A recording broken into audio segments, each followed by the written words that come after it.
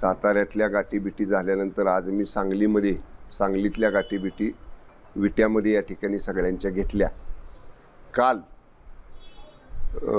शिवसेना पक्षाचे मुख्य नेते आणि राज्याचे उपमुख्यमंत्री आदरणीय एकनाथजी शिंदे साहेबांनी या ठिकाणी स्पष्टपणाने या ठिकाणी आम्हाला सांगितलं की 11च्या 11 जागा महाराष्ट्र विधान परिषदेच्या ज्या आपण निवडणुका लढतोय त्या ठिकाणी महायुतीतल्या तिन्ही पक्षांनी महायुतीचा धर्म पाळायचा आहे आणि सातारा आणि सांगलीची जबाबदारी पहिल्यापासूनच साहेबांनी माझ्याकडे दिलेली आहे, पण आता हे मतदान करून घेण्याची सुद्धा जबाबदारी ही साहेबांनी या ठिकाणी काल पूर्ण ताकदीनं या ठिकाणी मला सांगितलं की हे मतदान शिवसेनेचं सगळंच्या सगळं हे भारतीय जनता पक्षाच्या उमेदवाराला महायुतीच्या पडलं पाहिजे आणि म्हणून त्याप्रमाणे काल आमची सगळ्यांची फोनवर चर्चा झाली आणि आज काही प्रमुख लोकांच्या भेटी घेण्यासाठी या ठिकाणी मी आलो। मी कालच माननीय शिंदे साहेबांना देखील सांगताना सांगितलं की सांगलीमध्ये अत्यंत चांगलं नियोजन आमदार सुहास भैया बाबर यांनी केलेलं आहे, पण तरीसुद्धा मी उद्या जातोय आणि त्याप्रमाणे आज आम्ही सगळ्यांच्या भेटी घेतल्या। अत्यंत चांगलं वातावरण या मतदारसंघामध्ये आहे आणि महायुतीचे उमेदवार धैर्यशील कदम हे मोठ्या मताधिक्याच्या फरकानं निवडून येतील आणि त्यात शिवसेनेचा सुद्धा वाटा, जे शिवसेनेचं मतदान आहे ते इत्तंभूत एक मत हे महायुतीच्या उमेदवाराला पडेल अशा पद्धतीचं नियोजन आम्ही सगळ्यांनी केलेलं आहे। या लोकांचं माननीय खासदार महोदयांचं आम्ही स्वागत करतो। ज्यांना आदरणीय एकनाथजी शिंदे साहेबांचं नेतृत्व रुचलेलं आहे, मान्य झालेलं आहे, आदरणीय एकनाथजी शिंदे साहेबांची काम करण्याची पद्धत पटलेली आहे, त्याला त्यांच्यावरती विश्वास ठेवून हे सगळे खासदार अशा पद्धतीचा निर्णय घेत आहेत। आणि मी आजसुद्धा सकाळी या ठिकाणी काही माध्यमांना सांगितलं होतं की 2024 पासून या खासदारांची घुसमट उबाटामध्ये होणारे आम्ही बघतोय। यातले अनेक जण आमचे मित्र आहेत, काही लोकांनी आम्ही एकत्र आमदार म्हणून काम केले मी त्यांच्याबरोबर, त्यामुळे आमची भेट होत असती, बोलणं होत असतं। त्यावेळी ते सांगायचे की दिल्लीत प्रश्न सुटत नाहीत, महाराष्ट्रातल्या प्रश्नासाठी पक्षाचं नेतृत्व आमच्या पाठीमागं उभं राहत नाही। आता एवढे खासदार आहेत, त्यांचे राज्याचे प्रश्न आहेत, उबाटाच्या पक्षप्रमुखांनी राज्यातल्या खासदारांना घेऊन राज्याच्या मुख्यमंत्र्यांकडं, राज्याच्या उपमुख्यमंत्र्यांकडं बैठका घेतल्या पाहिजेत, बैठका लावल्या पाहिजेत। आमच्या खासदारांचे प्रश्न आहेत, आमच्या आमदारांचे प्रश्न आहेत, ते सोडवायचा प्रयत्न केला पाहिजे। 2-2.5 वर्षात असं कुठंच झालेलं दिसलं नाही। एकटा बिचारा आमदार, एकटा बिचारा खासदार त्याचे प्रश्न घेतोय, मुख्यमंत्र्यांच्याकडे जात आहेत, उपमुख्यमंत्र्यांच्याकडे जात आहेत, मंत्र्यांकडे जात आहेत। पक्षाचा जो पाठबळ पाहिजे ते या लोकांना मिळालं नाही आणि शेवटी वर्ष, 6 महिने, वर्ष, 1.5 वर्ष, 2 वर्ष मतदार वाट बघेलो, पण खासदाराच्याकडनं आपल्या कामच होत नाही, आमदाराच्याकडनं आपल्या कामच होत नाही। मग त्याचे मतदार किती दिवस त्या आमदार खासदारांच्या मागण्या येणार? शेवटी त्यांना त्यांचं अस्तित्व दिसतंय ना पुढं की लोकांना मतं मागायला परत जायचं आहे आपल्याला। त्यामुळे मतदारसंघाच्या कामासाठी ह्या खासदार महोदयांनी शेवटी त्यांचा अस्तित्वाचा प्रश्न आहे, मतदारसंघातले विकासाचे प्रश्न आहेत, पक्ष नेतृत्वाकडनं पाठबळ मिळालं पाहिजे, पक्ष नेतृत्वाकडनं त्यांच्या कामाला साथ मिळाली पाहिजे। या सगळ्यातनं निराश उबाटाचे खासदार झाल्यामुळे त्यांनी हा निर्णय घेतलाय।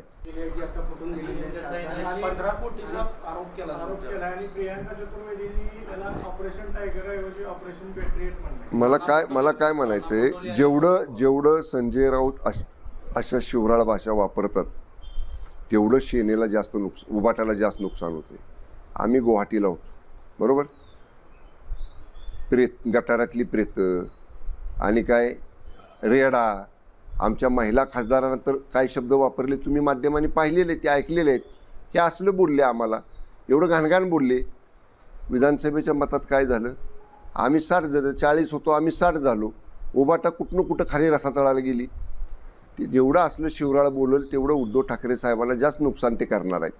त्यामुळे ते बोलतात, पण त्यांच्या बोलण्यामुळे त्यांच्या पक्षाचं जास्त नुकसान होतं। आमदारांनी म्हणले की आता शिवसेनेच्या कार्यकर्त्यांनी किंवा जे काही शिवसैनिक आहेत त्यांनी खासदारांना घरात घुसून त्यांचा जाब विचारला पाहिजे। नाही, लोकशाहीमध्ये प्रश्न विचारण्याचा अधिकार प्रत्येकाला आहे, पण कायदा हातात घेण्याचा अधिकार कोणाला नाही। आम्ही राज्य सरकारचे प्रतिनिधी आहोत, शेवटी सरकार म्हणून आम्ही इथं आहोत। कुठल्याही लोकप्रतिनिधीला वेगळ्या कुणालाही एखाद्या कृतीचा प्रश्न विचारा, तुम्ही त्याला तो अधिकार तुम्हाला आहे. पण तुम्ही अशा पद्धतीनं दादागिरी करून कायदा हातात घेऊन कोणाला आडवं रस्त्यात जाऊन कोणाच्या घरात घुसून जर असा काही प्रयत्न केला तर कायदा हातात कोणालाही घेऊ दिला जाणार नाही. कायदा कायद्याचं काम करेल. या सगळ्या लोकांना कायद्याचं पाठबळ, शासनाचं पाठबळ नक्की राहील. जिथं ऑलरेडी तुमचे नेतृत्व आहे तिथंच आणि तुम्ही लोक घेताय खासदार. कुठं आता बऱ्याच ठिकाणी तसं होतंय ना, परभणीला तसं होतं किंवा नाही, परभणीला लढलेले आहेत तेच घेताय ना. नाही, परभणीला खासदार उभाटाचे आहेत. नाही, तुमची तिथं नेतृत्व असताना ठीक आहे ना, ते आम्ही ठरवू ना. 2029ला त्यातल्या कुठल्या नेतृत्वाला संधी द्यायची, कुठल्याला दुसरीकडे द्यायची.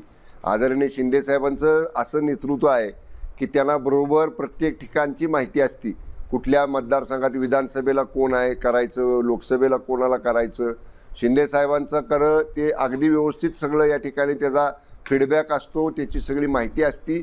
आणि शेवटी ना बघा, आमच्यामध्ये आम्ही सगळ्यांनी एकदाच सांगितलेला आहे, शिंदेसाहेब जो निर्णय घेतील पक्षामध्ये मुख्य नेते म्हणून तो आम्हाला सगळ्यांना मान्य असेल. त्यामुळं असं आमच्यात बिलकुल काही होणार नाही, त्याची चिंता बिलकुल तुम्ही करू नका. तिकडे कोण शिल्लक राहणार आहे?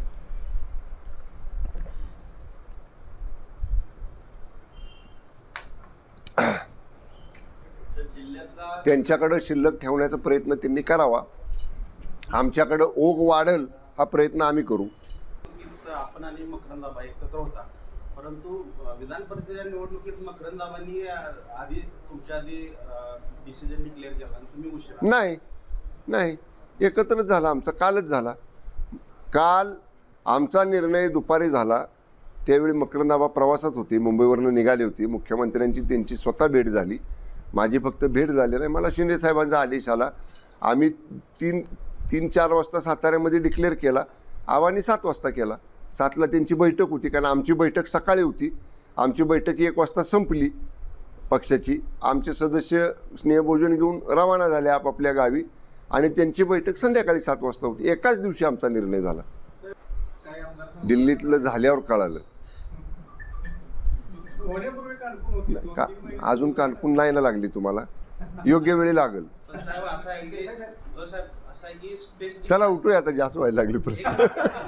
पाटलांचा उमेदवारी अर्ज माघारी घेण्याचा, त्यामध्ये आपला पुढाकार होता. त्यावेळेस आपलं इंटेन्शन क्लिअर झालं, परंतु पाठिंबा डिक्लेअर करायला एवढा विलंब काय आहे बघा. पहिल्यांदा अध्यक्षांची, तानाजीराव पाटलांची उमेदवारी मागायला भैया, मी आणि तानाजीराव पाटील आम्ही शिंदेसाहेबांकडे गेलो होतो. आमचा आग्रह होता की ही जागा शिवसेनेला सुटावी महायुतीच्या जागा वाटपामध्ये.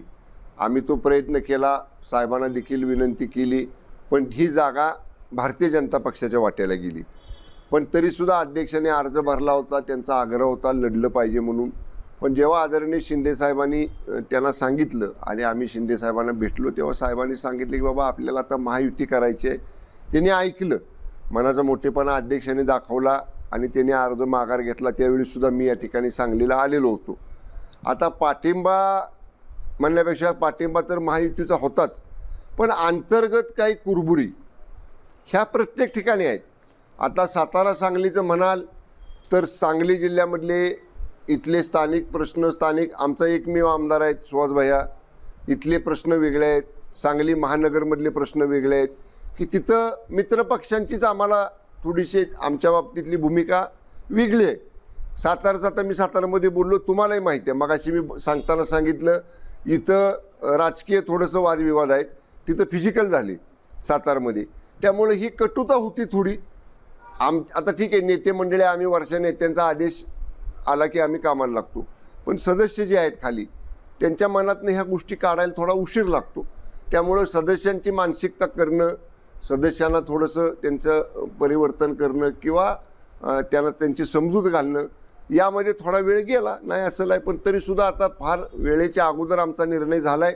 कुणाच्याही मनात काही शंका राहिलेली नाही. एका सदस्याने आम्हाला सांगितले शिंदे साहेबांकडे बघून पक्षाचा आदेश म्हणून आम्ही मतदान करू. लोकांना असं का सांगावं लागतंय की सदस्यांनी दिलेलं मत हे आम्हाला समजतंय किंवा आम्हाला कळतंय कुठल्या सदस्यानं कोणाला मत दिलंय, किंवा नाही असं आम्ही आघाडीचे लोक सुद्धा म्हणतात की अशा पद्धतीने जर कोण सांगत असेल तर किंवा मत एजंटला दाखवण्याचा प्रयत्न झाला तर त्याच्यावर नाही नाही नाही नाही बरं का, आम्ही असं कुणी सांगितलेलं नाही शिवसेनेकडनं, बिलकुल नाही. आम्हाला आमचा महायुतीमध्ये ठीक आहे, महायुतीमधला आम्ही एक पक्ष आहोत. आम्ही बिलकुल सांगितलेलं नाही. आमच्या शिवसैनिक मतदारांच्यावरती पूर्ण विश्वास आहे आणि मला खात्री आहे महायुतीतले घटक पक्ष हे असं सांगणार नाहीत. कारण ही लोकशाहीमधली जेव्हा गुप्त मतदान पद्धती आहे, आता अध्यक्ष निवड, जिल्हा परिषद सभापती निवड हातवर करून आहे, त्यामुळे तिथं ओपन मतदान आहे. इथं बॅलेट पेपरवर नंबर टाकायचा आहे आपल्या उमेदवाराच्या नावाच्या समोर. आम्हाला कळणार आहे वगैरे असं बिलकुल ही गोपनीयता आहे, गुप्त मतदानाचा नियमाचा तो भंग आहे असं आमच्यातलं कुणीही सांगणार नाही. आणि सांगितलं असेल तर ते गैर आहे. नाराजी जी होती, कटुता जी होती, ती या निवडणुकीनंतर दूर होईल असं दिसेल. काय होईल दूर झालेली दिसेल. या बाबतीत शिवसेनेच्या वतीनं आदरणीय एकनाथजी शिंदे साहेबांनी आम्हाला सांगितलेलं आहे की कुठल्याही परिस्थितीमध्ये जो शिवसेनेतल्या अंतर्गत हा विषय साताऱ्यामधला आहे तो विषय आम्ही एकत्र बसून त्यातनं मार्ग काढू. आणि सांगलीच्या बाबतीत माननीय भैयांना स्वतः माननीय मुख्यमंत्र्यांनी सांगितलेलं आहे की मुख्यमंत्री स्वतः लक्ष घालणार आहेत, कारण त्या बाजूनं जी काही प्रश्न आहेत ती सोडवायची जबाबदारी स्वतः माननीय मुख्यमंत्र्यांनी घेतलेली आहे. त्यामुळे त्या बाबतीत मुख्यमंत्र्यांनी ती जबाबदारी घेतलेली आहे सांगलीच्या बाबतीत. जिल्हा परिषद निवडणुकीनंतरच ही जबाबदारी खरं तर घेतली होती. मग विधान परिषदेची निवडणूक तोंडावर आली तरी अजून प्रश्न सुटलेले नाहीत असं काय? प्रत्येक- हा तिढा का अजून चिघळत ठेवलेला? आता सुटेल ना, देर से आहे दुरुस्त आहे असं म्हणतो ना आपण. 6 महिन्यात 35 खून होत आहेत.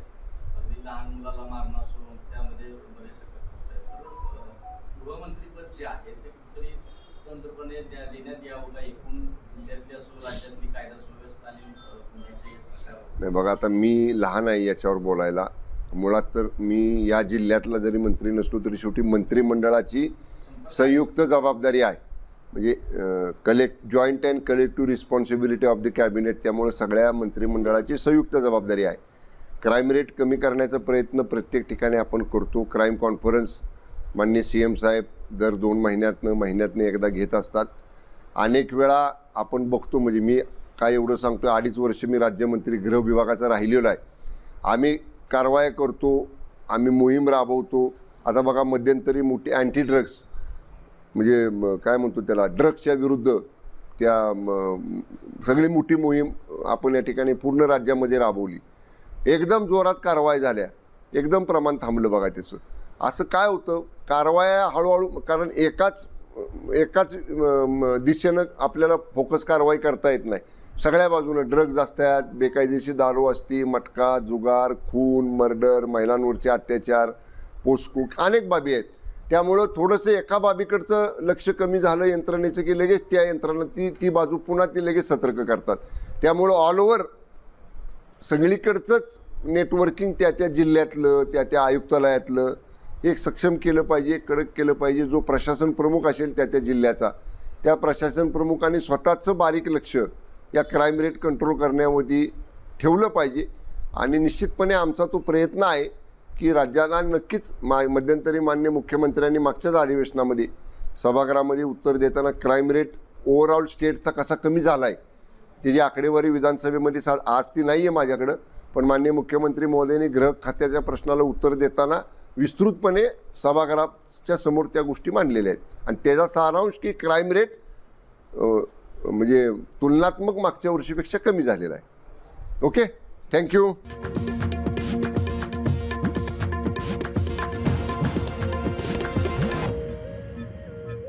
संपूर्ण राज्यामध्ये सध्या ऑपरेशन टायगरची चर्चा सुरू असून यवतमाळ वाशिमचे खासदार संजय देशमुख सुद्धा फुटलेल्या खासदार गटामध्ये सामील झाले.